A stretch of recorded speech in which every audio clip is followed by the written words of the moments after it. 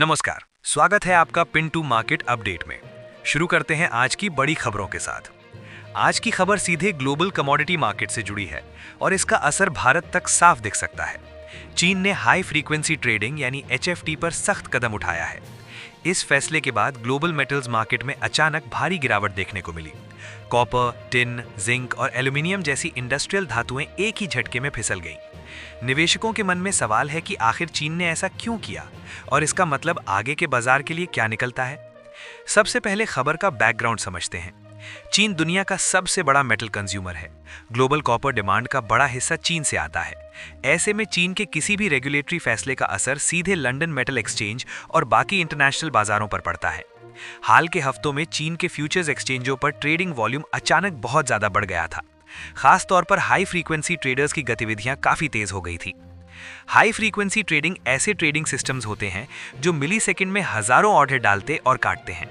इनके server exchange के बेहद पास लगाए जाते हैं ताकि डेटा सबसे पहले मिले और बाकी ट्रेडर्स से पहले ट्रेड किया जा सके।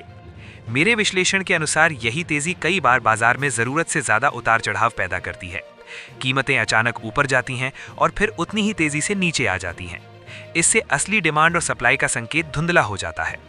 चीन के रेगुलेटर्स को यही चिंता थी। शंघाई फ्यूचर्स एक्सचेंज समेत कई एक्सचेंजों को निर्देश दिया गया कि हाई फ्रीक्वेंसी ट्रेडिंग करने वाले अपने सर्वर डेटा सेंटर से हटाएं। इसका मतलब साफ है कि अब एक्सचेंज के बिल्कुल पास बैठकर ट्रेड करना आसान नहीं रहेगा। इस फैसले को बाजार ने बहुत सख्त कदम के तौर पर देखा। इस खबर के आते ही कीमतों में तुरंत असर दिखा।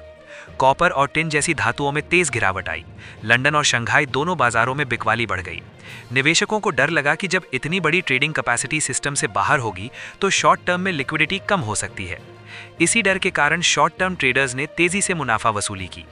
अब सवाल यह है कि चीन ने यह कदम इसी समय क्यों उठाया। इसके पीछे एक बड़ा कारण है मार्केट स्टेबिलिटी। पिछले कुछ महीनों में चीन में रियल एसेट्स में निवेश तेजी से बढ़ा था। कई निवेशक मेटल्स को महंगाई से बचाव का जरिया मान रहे थे, लेकिन हाई फ्रीक्वेंसी ट्रेडिंग की वजह से दामों में जो अननेचुरल मूवमेंट आ रहे थे उससे इंडस्ट्री के असली यूजर्स परेशान हो रहे थे। मैन्युफैक्चरर्स को डर था कि अचानक कीमतें बढ़ जाएंगी और उनकी लागत काबू से बाहर हो जाएगी। इस खबर का संकेत ये है कि चीन अब बाजार को थोड़ा ठंडा करना चाहता है। वो ये दिखाना चाहता है कि कीमतें केवल स्पेकुलेशन के दम पर नहीं बढ़ेंगी। चीन की नीति आमतौर पर यही रहती है कि कमोडिटी मार्केट बहुत ज़्यादा गर्म ना हो जाए। यही वजह है कि पहले भी चीन ने कई बार ट्रेडिंग नियमों में सख्ती की है।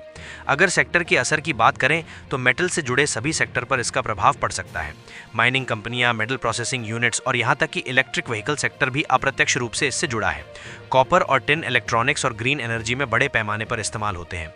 शॉर्ट टर्म में कीमतें नीचे आई हैं, लेकिन लॉन्ग टर्म डिमांड की कहानी पूरी तरह खत्म नहीं हुई है। शेयर बाजार की प्रतिक्रिया भी इसी दिशा में रही। मेटल स्टॉक्स पर दबाव दिखा। इंटरनेशनल निवेशकों ने रिस्क कम करना शुरू किया।